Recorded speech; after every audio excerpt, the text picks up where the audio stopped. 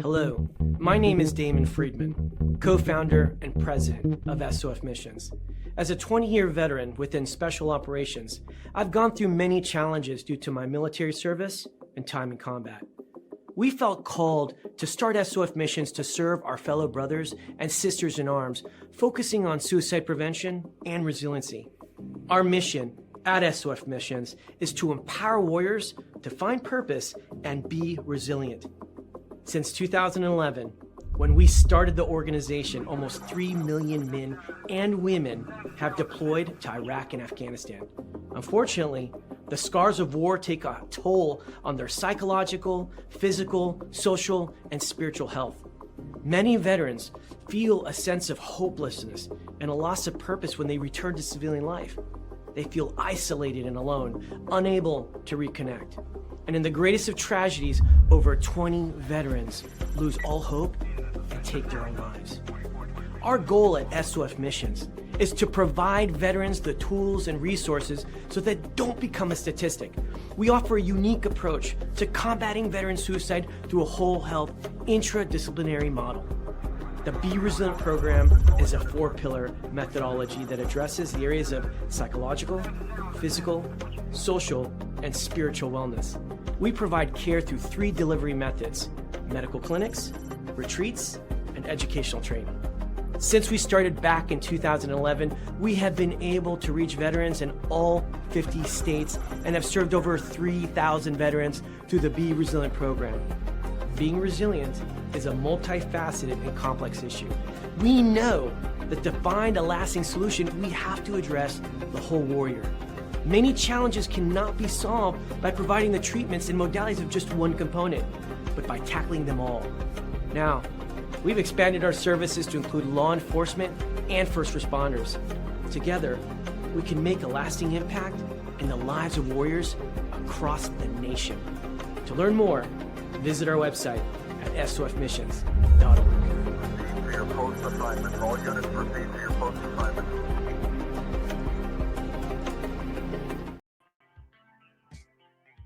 Woo! All right. Misfit Nation. This is not a restart. This is a reload. A new season. A new year. A new level. Season 6 starts tonight. And 2026 doesn't ease in. It gets kicked open by the ToosDay Crue. Last season, they built a foundation. We light the fuse because this year is about action, ownership, and stepping fully into who you were built to be. No excuses over. No limits accepted. No holding back. This is the year we stop waiting and start moving. This show isn't just something you listen to. It's something you feel. A weekly reminder that resilience is earned, momentum is created, and greatness, by God, doesn't ask for permission. So stand up, lock in, and make some noise for the launch of a new season, a new year, and a new standard. But first, a new song. Yeah. Turn it up. This ain't pretty. This is earned. ToosDay Crue.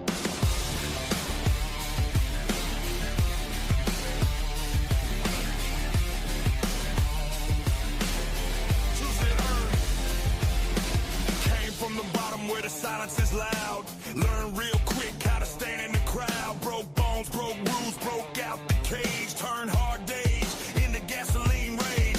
Back against walls, yeah, scars in the skin. Lost a few battles, but we still ain't been. Talk all you want, we don't need your praise. We've been bleeding truth since the early days. If they counted us out, let them count again. We don't fold, we don't break, we don't pretend. From the dirt to the lights, hear the sound. This is how the misfits come around. We're misfit made, hardwired, born this way. Hands still dirty, but we stand our ground. No fake smiles, no safe around. We earn this name, we wear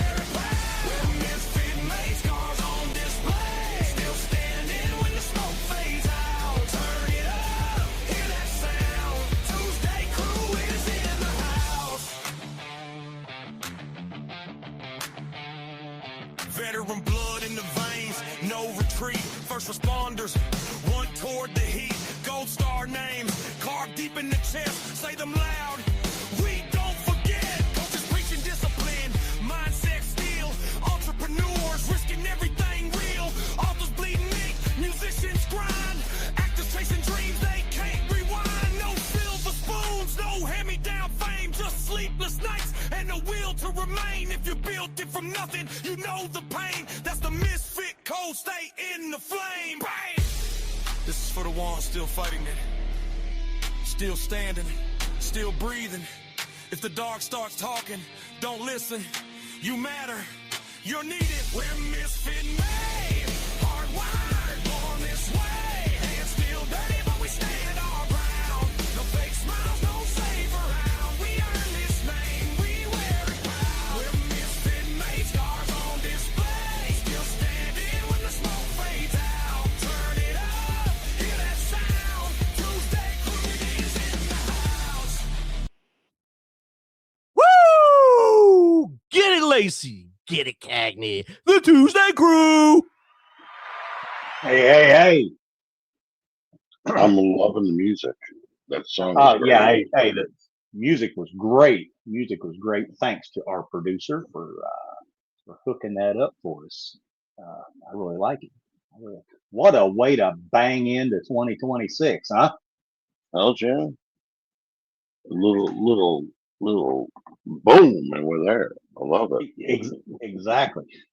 So, how was your holidays, Stephen? I haven't talked to you Well, since last year.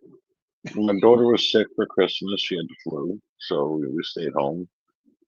New Year, she pretty much recovered, and we just had a nice quiet night, brought in New Year together, my wife and I.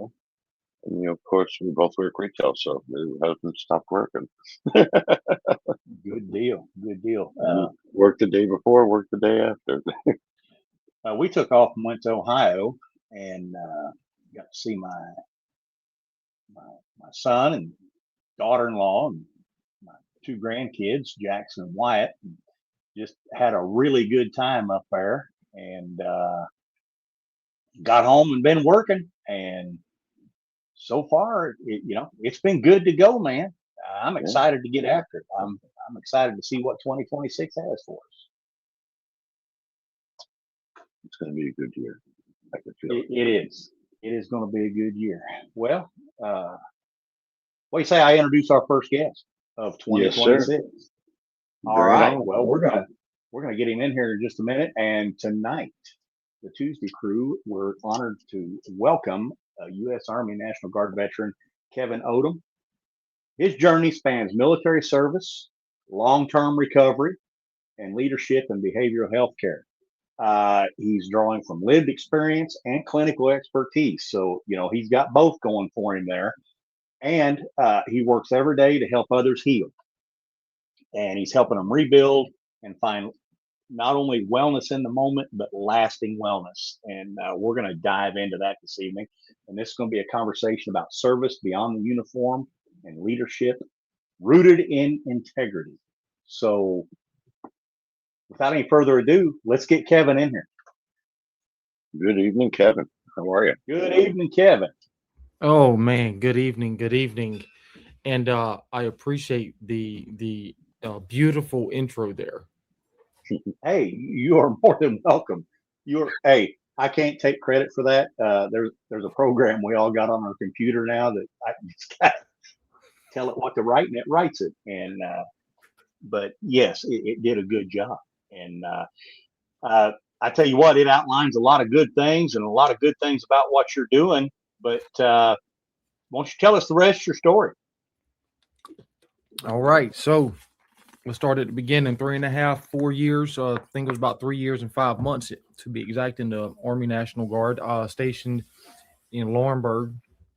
And then when I got out of AIT and basic, they sent me to Laurinburg, and then Laurinburg put me back on active duty orders, and I was stationed at Fort Bragg until I got into a whole bunch of stupid stuff, done a lot of dumb stuff, and then fast forward in 2012 is when this journey that I've been on, that I'm currently on, started. So in fact, the 17th of this month will be 13 years as far as long-term recovery. I've been in the field in the mental health and substance use field since January of 2019. I've had the privilege and honor of serving everybody from those who are well off to the homeless, to the veterans, to active duty veterans, to anybody in between, you name it. And of course, you are right as far as trying to help others one day at a time. Even to this day, outside of my current role, I do run a podcast. This is some of our sponsors back here. This is our main blanket back here, right? It's the One Moment Podcast. And so we are on 43 different platforms and trying to push it up to, I think, about 10 more platforms by, I'll say within the next, by the end of the first quarter of 2026, we'll be on 10, probably 10 other platforms. Awesome. That is great. And hey, hopefully tonight we get you some new listeners. Absolutely. some new listeners, some new subscribers. Yeah. And I think it's amazing what you're doing. I don't know. What do you think, Steve? I don't think I have the mental capacity to, I don't think that I could deal well with, I'm so screwed up that I don't think I could help people recover. Oh, I was going to say you're having a hard enough time having a conversation right now. Hey, let's start off 2026 buffering as normal, okay? Okay. Oh wow, yeah, no. I think for me, I get that a lot, especially from people who don't work in mental health and substance use. The issue that I think I don't want to say issue for me. I think it just boils down to the fact that in the back of my mind, I know that we're all people, regardless of what our background, regardless of whether we went to Iraq or didn't, whether we went to Somalia or didn't, now Venezuela or didn't, what have you. And at the core of that, we all need help. We're all one big human family, and we all bleed the same red blood, and that's really where the core of everything that I believe falls at. Okay, well, yeah, and we are all one big family, and yeah, I think you touched on something right there. If people would just wrap their head around it, that hey, we're all in this together. We get more accomplished if we don't fight one another. If good words go further than bad words. Whatever. I think that we would be better off as a people. And I think even if we just stop, listen, and learn a little bit from people you meet and you talk to, you're helping people and helping them, heal. And I was watching some of your videos, and me, with what I do for a living, I meet people that are out there, and sometimes just opening a conversation with them. I had a gentleman at my counter for 25 minutes, a man that didn't want to tell me a story, didn't want to talk to me. All of a sudden, he was going off for 20 minutes, and we had a conversation. I had a crowd of people in my shop, and I'm just standing there talking to this one gentleman that didn't want to talk to me because he wasn't in the mood. You reach out to one, you get that one mindset going, and sometimes you help, sometimes you don't. But you got to be able to open up, and you have to be able to help them because, like you said, we're all through the same blood. It's all red. Yes, it is. Yes, it is indeed. So, Kevin, you talked about your military service, and you talked about your recovery. I'm taking it was both substance abuse and alcohol, or just one or the other, or yeah, it was alcohol and anything that will alter my mood. It's everything in between opiate pain pills to methamphetamines, morphine to benzodiazepines, THC, cocaine, crack. I had a stint to do with crack too. Hallucinogens. I mean, there's not much I didn't do. I understand, but first of all, kudos to you for laying all that down. I know that probably that there's a lot of hard work involved in that, but like we explained, you took it a step further and said, hey, I'm recovering. Let's help other people recover. So, just how did you get into that?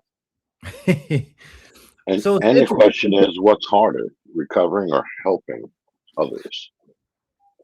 I love the question. So to answer your question first, Mr. Cagney, I think it's a toss up because I think it depends on the person I'm trying to help. And then at the same time, is my mentality right for that day? You see what I'm saying? Mhm. So I think it's a toss up because if I'm not centered with self, then how can I be of service to others? How can I serve others? You see what I'm saying? Yeah. And so that's where it boils down at for me. And I have a routine that I get into that I do every morning. And that helps me to be centered. That helps me to remain centered with myself, mindful throughout every moment of the day so that I can go through and be of service to and do my job as a productive citizen of society.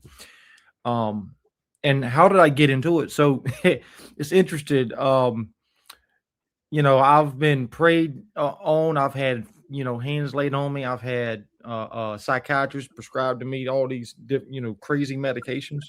I've been to church, given my life over. I've been baptized more times than I can count. It was just numerous things, right? I would hold money, or tell family and friends like, "Hey, I need you to hold my money so I can stay, so I can not touch it." Uh, it was just one thing right after another that I tried, and I would even switch up, right? Like, okay, well, I have a problem with this, but not this, and then a month or two later, well, I have a problem with this, but let me switch back over to this. And I heard another man, and he told me my story. And it was the first time ever anybody told me about me, and they didn't talk to me about me. They told me only about themselves. And I heard my story for the first time ever. Like I identified 90% with everything that he had and that he done and the way he thought, the way he felt. When he spoke about how he had arrived, right? Just that phrase, I had arrived. Well, when I went into the military, I went into the military for the wrong things, right? The right things. Okay. It was the right reasoning, but I had my reasons flip-flopped, right?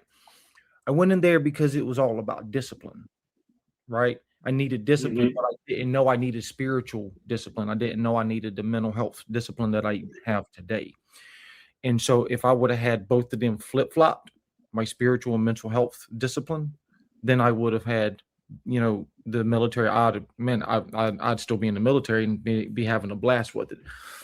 My personal thought process on that one. And when I heard my story, getting back to that young man, when I heard my story through him, I immediately knew that's what I wanted to do. Like I immediately felt this passion to help others, and I can't explain it. I don't know where it came from. I had people then told me that I was full of it. I didn't know what I was thinking about. I didn't know what I was talking about. I would never be a therapist. I would never be sober. I would never do any of the stuff that I'm doing now. And 13 years later, one day at a time, here I am. Awesome. That it sounds like a wild journey. Well, no, you are right. And one of the things I always tell people, it's always the journey that matters, is never the end game. And what I believe in your situation, I could read a book and tell you, this is what I learned, this is what I did. You lived it, and now you're helping fix it. You're not saying I went to school for this, because you know what, you lived this, and now you're helping other people live through it, and that's better than anything else, because you know firsthand what they're going on. You're not making it up in your head. Oh, you're probably feeling this. No, you're feeling this, and this is what you're going to feel later as you get better. So that probably helps people a lot more than going to a doctor or somebody who's gone to school for 100 years to be a psychologist, psychiatrist, whatever. Because you lived it and you're helping people. Yeah, no, and I think that's so I think you are right. Now, research supports the idea that people who don't use and are not in recovery can be as just amazing therapists as people who are in, do the recovery lifestyle. Now, what I have seen, though, to go back to what you just said, I think it gives me I think it makes it easier for me to empathize. Because if I can't empathize, then I can't truly be of genuine help to an individual, right? I don't do my job because I get paid a lot. I don't get paid a lot. I think I should be making more, but I do it because I have that empathy for others, that compassion. So I think I think that's the experience makes it easier to empathize with somebody else and just take it from their perspective. Yes, and you understand a lot better what they did, what they're going through, and that also helps. That's what I was getting at. You can learn that from a book. You can't learn what people are going through from a book. You lived it firsthand, and now you're helping with that. 100. No, and I think you're right. I hear it all the time from patients. From people that I work with. They will look at me and their first words out of their mouth, whether it's after a group or even a one-on-one session, they'll be like, "Kev, something about you. You get me." And I'm like, I do. It's empathy, man. I get your perception. I don't ever disclose my history with them, but yeah. Right. You don't need to, though. Yeah, and that's also a good thing. You don't have to say, "Hey, I was there," but you were there and you know what they're going through. So that's good. And I bet you, in dealing with addicts, that your BS meter probably goes off pretty quick if they try to pull the wool over your eyes, doesn't it? Oh yeah, for sure. I mean, because we've all been there. we've all been there, It's like, be like, I already know that you're craving, you're just wanting to go so you can, go buy whatever. And I mean, you can't stop a patient. This is something that I help new. When you talk about leadership, and I am a certified clinical supervisor through the Substance Use Board of North Carolina. Now, let me do preface this. Anything that we do say on this show, and even on my show, my boards do not approve or support or not approve. My employer or anybody I know does not support or does not approve or not approve anything. Everything I say is my personal opinion. I will use clinical knowledge or expertise to share information and not to give clinical advice. Okay. Yeah, so I do want to preface that, but no, you are absolutely 100% right with that. And one of the things that for me, I am grateful for. I had a situation happen with an individual who was a medically discharged Marine, and he was having it's what I call a PTSD moment. People literally were accusing him of using cocaine, right? Oh man, you're having a cocaine psychosis. And I mean, they were treating him as like he was a bad dude, right? Like a bad person. And one of the things that I realized when I stepped into the room, where you have 5 people in this little old tiny bitty room, and you got a guy who used to be front line in a corner. No wonder he's tripping out. It's not cocaine. Like, hold on, let's clear the room for a moment. Like, come on, like all I need is 1 or 2 people in the room. And so it's being able to teach, the supervisees and the people that I mentor, just that basic knowledge, right? Of what is, empathetic listening. What is you putting yourself in that person's shoes? What does that look like? How do you determine what is drug use versus PTSD, right? And it's just is taking the bull by the horns and being willing to be on the front lines with that every day. Oh, okay. All right. And yeah, I can understand a PTSD attack looking like cocaine psychosis. I mean, yeah, I could definitely see that.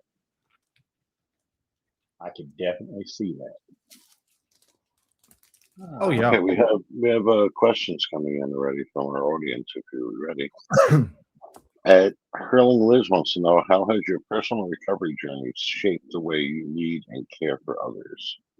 Thank you, Hurling Liz, for that. That is a phenomenal question. I love it. I was actually talking to one of my supervisees over the weekend about it. One of the things that I feel like this is my personal here, and I'm gonna mix it in with some of my professional or clinical personal ideals here. Because of the empathic listening, because of having that experience and having an idea of what's going on, right? Having that kind of that foundation. I look at it like this: we have a healthcare system based on it's basically a 2-tier system, right? Qualitative versus efficiency. Well, in an efficient system, is get them in, get them out, get them in, get them out, and that is great if you want to maximize profit. And I get that 1000%. I get that. I get that the VA can't serve without making money, right? I get that hospitals and opioid treatment programs and, mental health therapists can't serve without having to make money. I get that. And I think if we maximize efficiency, we're losing quality, right? We're losing the quality of care. What I do my best to do every day that I am working and every day that I am serving others, I try to have a balance of efficiency while also focusing on that quality of care. And what does that look like? Well, there's this theory that in the field that says never do more than the patient. Well, I disagree with that. Why do I disagree with that? This is a personal opinion here.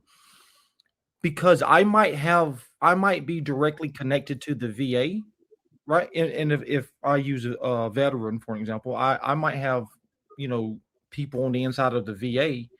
I can pick up a phone call and say, hey, I need to get this person an appointment, blah, blah, blah, so on and so forth.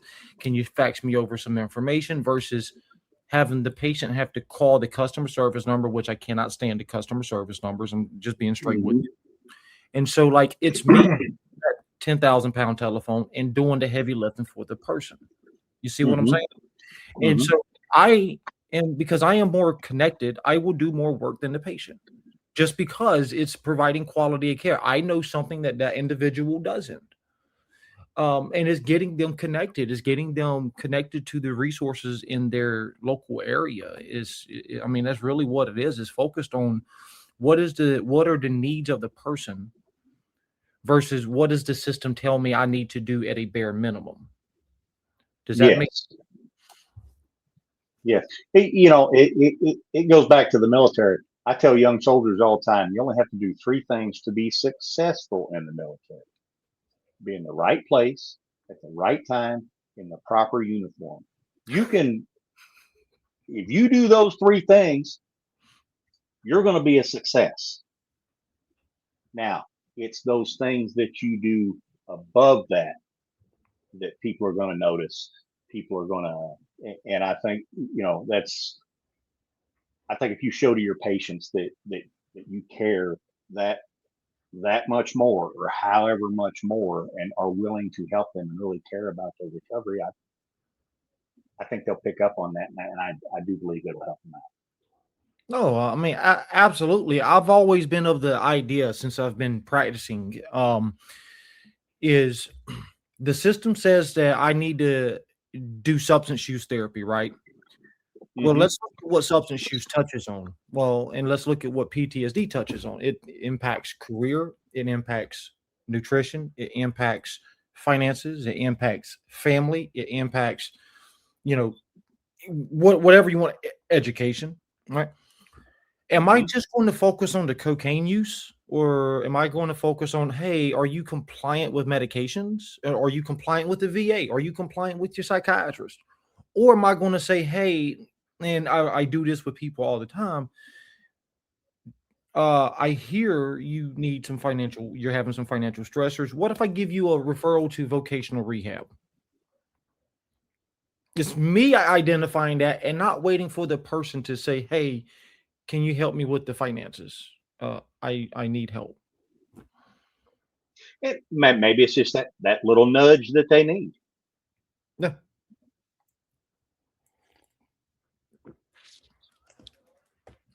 We all need those from time to time. Oh yeah, no, absolutely. 100% agree. Okay, next question. Fell from the sky on ground. Fell from sky on. Okay, sorry. You said you got in trouble with Fayetteville. That is very surprising for a soldier stationed there. What could you have done? Thank you for that question.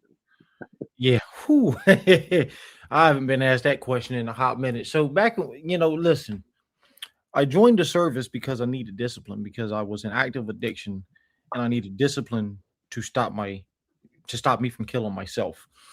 And so when I joined the military, it was for the right reasons. I just had discipline, the forms of discipline flip-flopped, right? So I stayed sober for a little while. And then when I was in that mental blank spot, I was in Fort Bragg making buttloads of money. I mean, I had the world in the palm of my hands. I had arrived. And so when that young man said, hey, I had arrived, I knew what he was talking about. I was stationed at Fort Bragg, and making a killing. And it just ended up, one thing led to another. Money led to, oh, well, you know what? One blunt ain't going to hurt. Or, hey, you know what? One benzodiazepine isn't going to hurt. And the benzo could be a Xanax, Valium, whatever, it was at that point in time. Well, you know what? Cocaine is not, just one line of cocaine ain't going to hurt. Or that led to many blackouts, to being late, literally, there were times where I never showed up for formation, just because I was I literally was in a blackout. Right. And I would black out and, end up in my bed at my home, when I'm supposed to be stationed at Fort Bragg, and don't even remember how I got to the house. Yeah, right. So I wasn't the best. There at the end, I did a lot of stuff that was just absolutely insane. But what I'm grateful for is that experience helped me to be the person I am today. And so even though I wasn't the best soldier at the end of my run, today I am a huge advocate for everybody, regardless of whatever their background is. Now, before we get to our next question, I have just a question about your time there at Bragg. How did I know you probably got kicked out of the military, but so it was an honorable discharge. I ended up with an honorable discharge still. Yep. Okay, but yeah, how did your command? Did they try to get you into treatment? What did they? So I did go through multiple treatment programs during my the last year of my service there. The last time that I messed up, my company commander, Captain Grabus, he was I've called and made my amends to him, and all of my folks that I served with, all of my leadership, to the best of my ability. the last conversation I remember having with him is he sat me down in his office and he was like, Odom, you had this much cocaine in your system. My best friend died with half of that amount. And that was what he told me. Like he was I think he was hurt. I mean I could hear it in his voice, like he was hurt. Mhm. So they tried to go with me on getting help, but I was one of those that it took more than 1 or 2 treatment programs to complete. All right. All Now, do let me preface, I can serve again if I want to. I have asked myself, do I want to go back in? I feel like I am able to serve not just the veterans, but anybody who needs help in the position that I am currently in with the podcast, with my current employer, with everything. So I do a lot of service work for people. Okay. All right. You gotta go where you're called and where you think that you can make the biggest difference. Yep. And again, I applaud you for that. I couldn't do it. I could not do it. Okay, our next question from Bama Sucks 9. What gaps do you still see in mental health support for veterans and service members? Thank you, Bama Sucks 9, for that. Well, I think this is my primary, and I think it's going to be probably similar across the board. And I think many people have heard the same thing over and over again, is I can't get an appointment with the VA. I need to, have services. I can't just always go to the emergency department for services, for immediate services anyways. And then it's that lack of resources outside of the VA. And how do we bridge that gap? Not every area or not every provider on an outpatient basis is it's a word I'm looking for, but it's basically contracted. That's the best word that fits. They're not every outpatient provider is contracted with the VA to be able to serve VA people, right? And so that is a huge barrier. And I think this is probably me throwing something in there that I'm not 100% sure of. I'd say I'm more like 50-50 here. Do I think all outpatient providers know that they can get contracted with the VA to be able to serve the veteran population? I don't think people know that. I honestly don't. I actually learned about it from she is some type of VSA or something of that. I think VSA or something. She's out of the Rocky Mount area of North Carolina, if I remember correctly. And she was telling me about how she works with outpatient providers and clinics and helps them to do the documentation to get contracted so that they can serve veterans, and the VA will pay them, will reimburse them. I thought that was actually pretty interesting. And that's what I learned about it. Yeah. That's the biggest gap and barrier. Another gap and barrier, and I think this is going to be going back to that cocaine versus PTSD example from earlier. I think it's lack of knowledge or lack of expertise to serve people who are who are considered veterans. And the reason I say that is because I've seen it where people don't feel competent in doing certain things because it takes expertise, right? It's just like substance use. Not everybody's fit for to serve substance use. Not everybody is fit to serve borderline personality. Not everybody is fit to serve people who are inmates and some of that population. So I think that's another huge barrier too. Yeah, that would be, and big barrier. Yep. Jason on Facebook Love is a different animal. Been there. What's the positives did you gain from it? IOP is a different animal. IOP. There, yeah. Sorry. What was the positives that you gained from it? So I didn't do a IOP. That's not what happened for me. I did a residential treatment program. The last one that I went to was, and I'm gonna call them out. So if you are in North Carolina, or if you are looking for a 30-day treatment program, they just opened up a females facility too. It is called Samaritan Colony out of Rockingham, North Carolina. Phenomenal 30-day program. They also are have outpatient basically sober living houses. They also have those. So what I can tell you is the feedback that I've had from people who have went through IOP. And the IOPs that we serve is in the Winston-Salem area. You have a couple of them: Charlie Health, Novant Health, Old Vineyard Behavioral Health, and I think Atrium Wake Forest Baptist are the four primaries. I haven't heard anything negative about either of those places. It's only been great feedback, and that's for both their IOP and their PHP programs. Okay.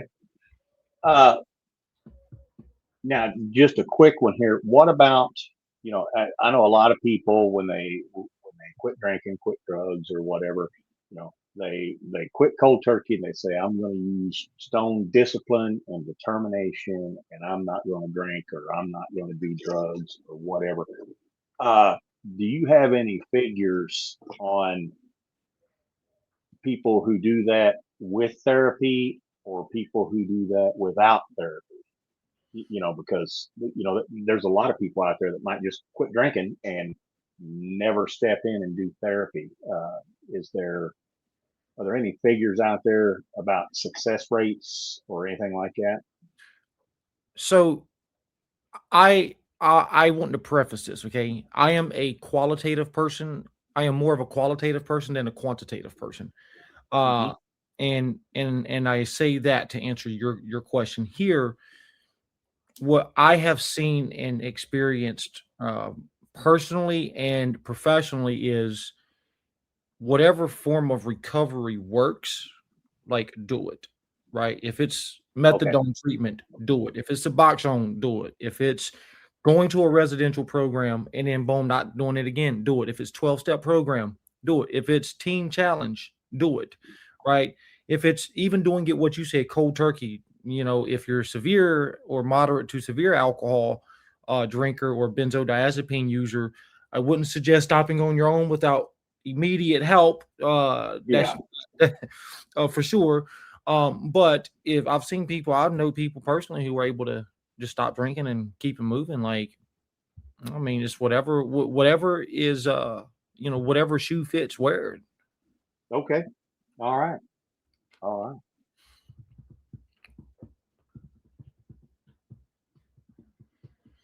Okay, next question. I love the movies. Wants to know. I love the name. Having organizations build truly trauma-informed systems, not just policies. Thank you for that question. I love the movies. I got cold chills on that one. Love the boobies, just so you know. So that is a great question, and what I feel like because you're right, that is a issue, and so that's going to be a third primary gap to one of the questions that was asked earlier. What do I see as far as some of the gaps with the VA, with serving veterans? And it's not just veterans. I'd also say anybody related to trauma, rape, molestation, anything like that. Doesn't matter. Okay. Whatever type of trauma you say. What I feel like is education and training, right? Because I've been in situations where I've had to make decisions, clinical decisions, not where I currently work at, but at previous organizations, where I was dealing with the psychosis, active psychosis,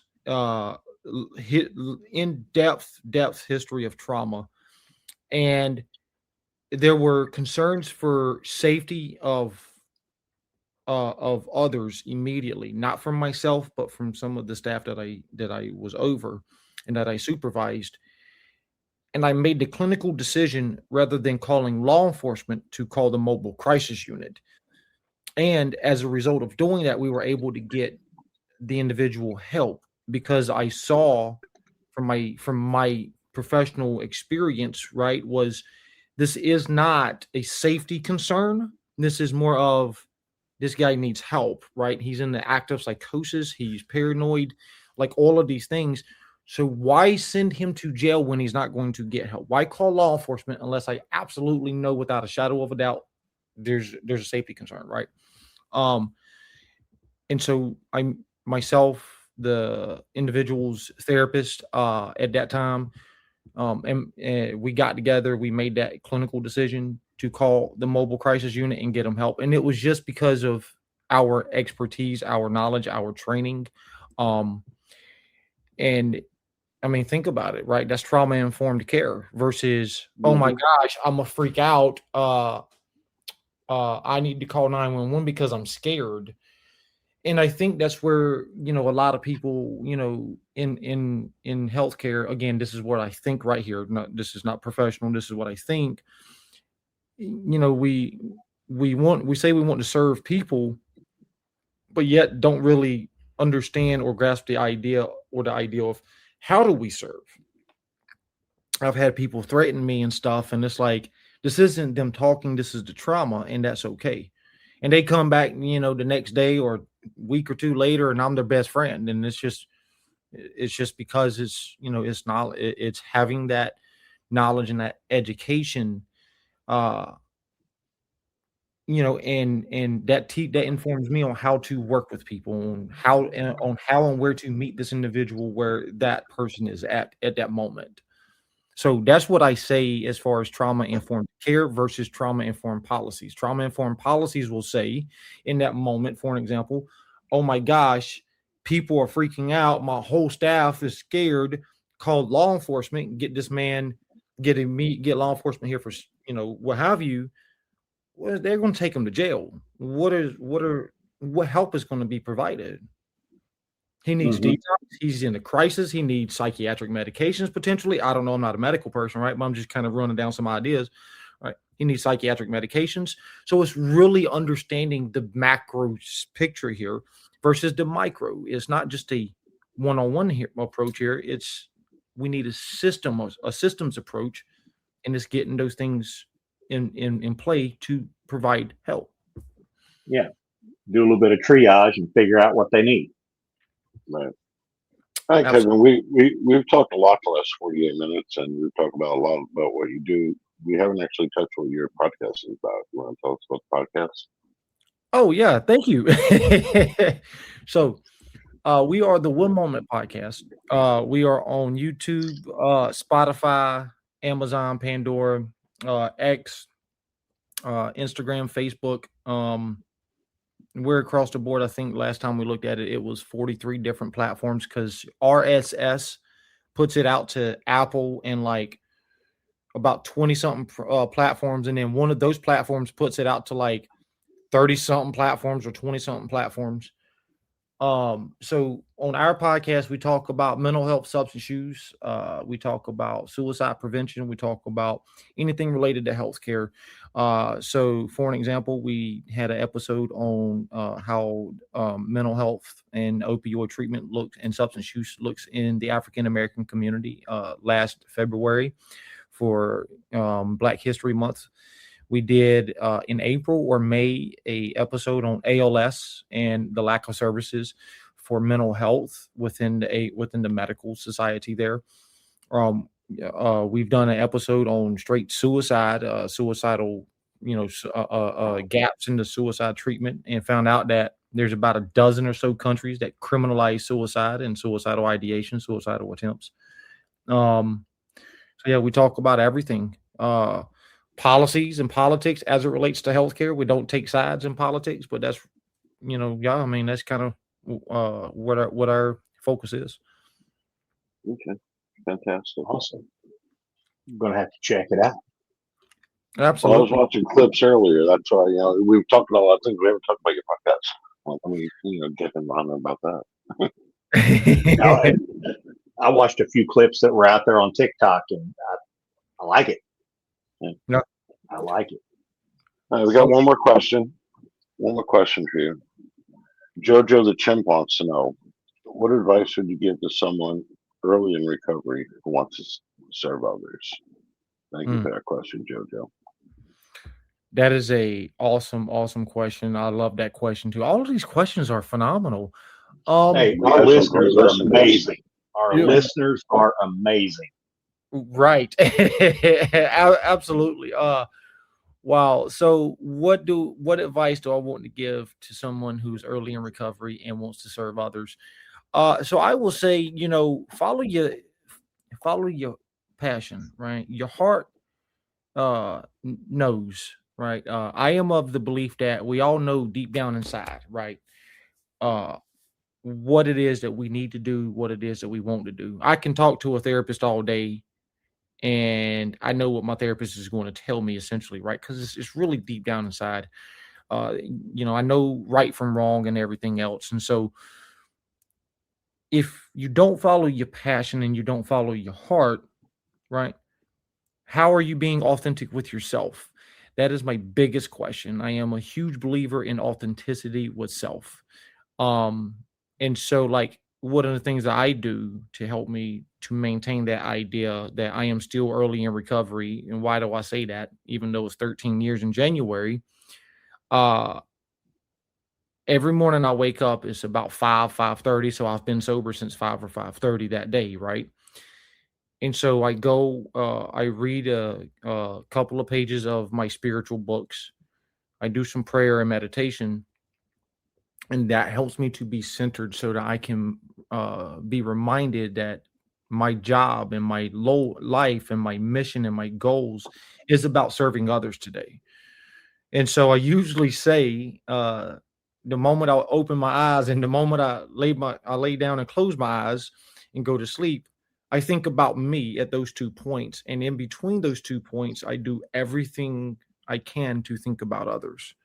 And so I follow my passion in between those 2 points every single day, 7 days a week. And that's my passion. I follow my heart. I listen to what it says.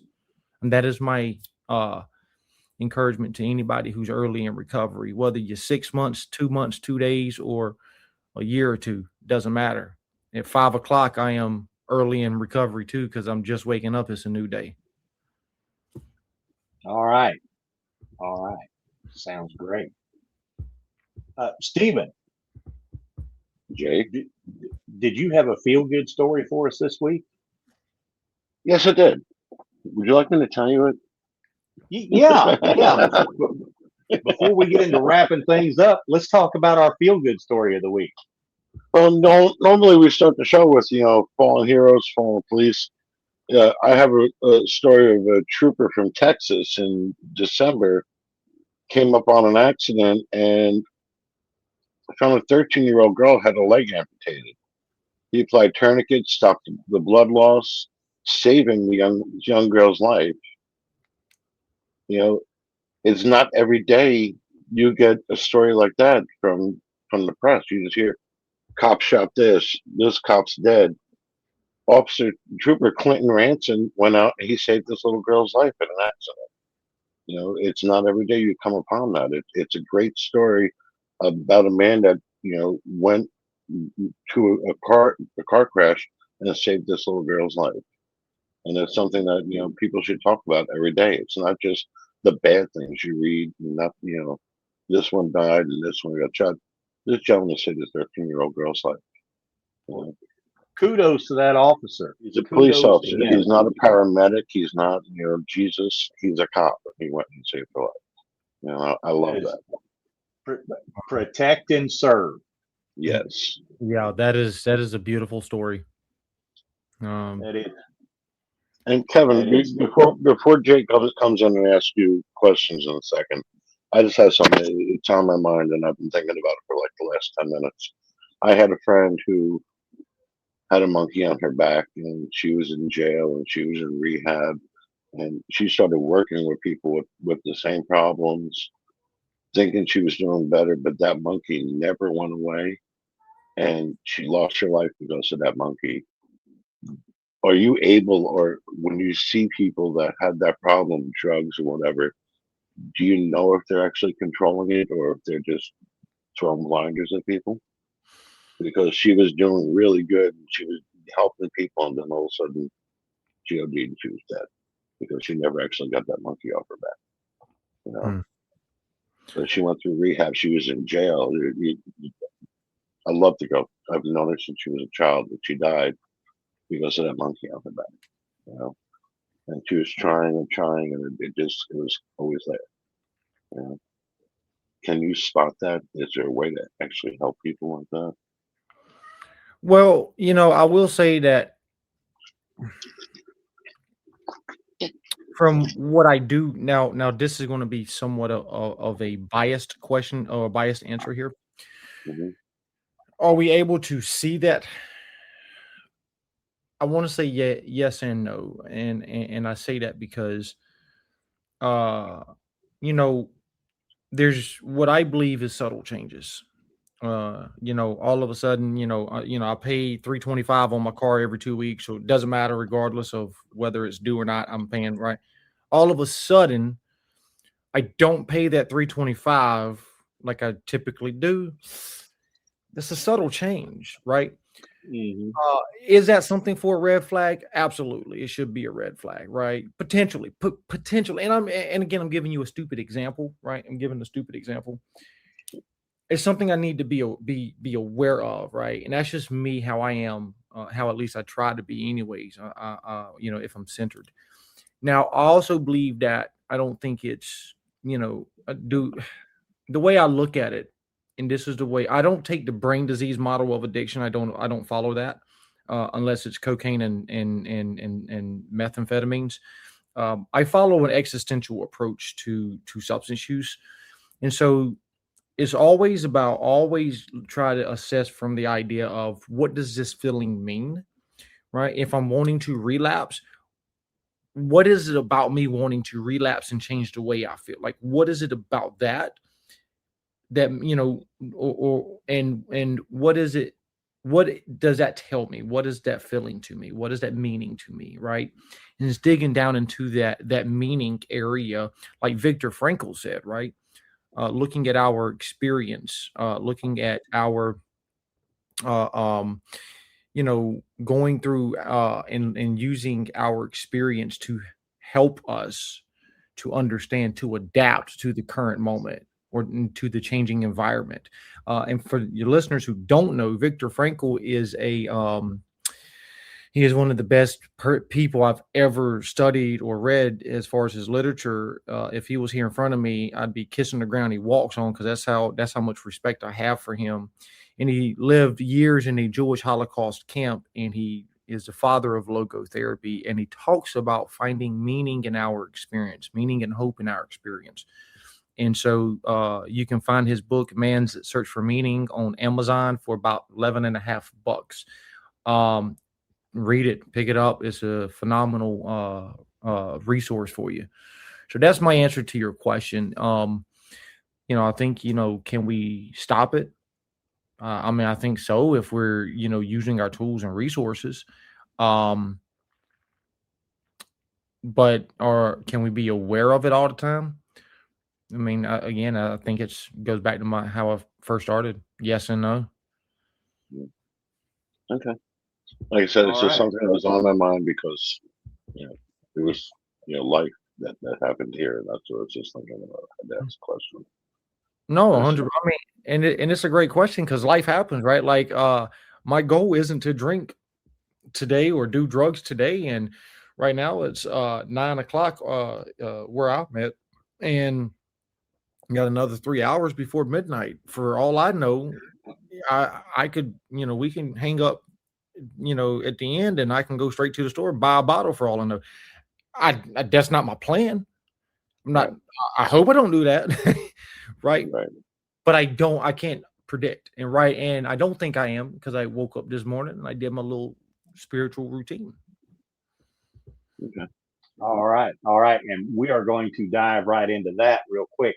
And real quick, Kevin, what are 3 things that Kevin does every day without fail, or his day is not complete? So I have to pray. Okay. I have to read some type of spiritual material, right? Whether it's, it doesn't matter. And the other thing is like I say, between my 2 points, when I wake up and when I go to sleep, between those 2 points, my focus is about serving others. Okay. Focus on serving others. All right. Well, hey, Misfit Nation, thank you for tuning in this evening, especially, the ToosDay Crue. Thank you for the great question. If you want to check Kevin out, go to One Moment Podcast. It's on Instagram. It's on all different kind of platforms. Just look it up, check him out. And I am sure that he would love to have new listeners, new subscribers. And, we love supporting other podcasters from this platform. And one more thing, let's start 2026 off with a bang, with the goal of waking up New Year's morning in 2027. If you don't feel like it, you can do that. Or if you're feeling the darkness, get on that phone, dial 988. Take option 1 if you're a veteran, because I will tell you right now, brothers and sisters, tomorrow will not be as perfect of a day if you're not in it. Misfit Nation, ToosDay Crue, we love you. Kevin, thank you. Have a good night, everybody. Thank y'all for having me up here.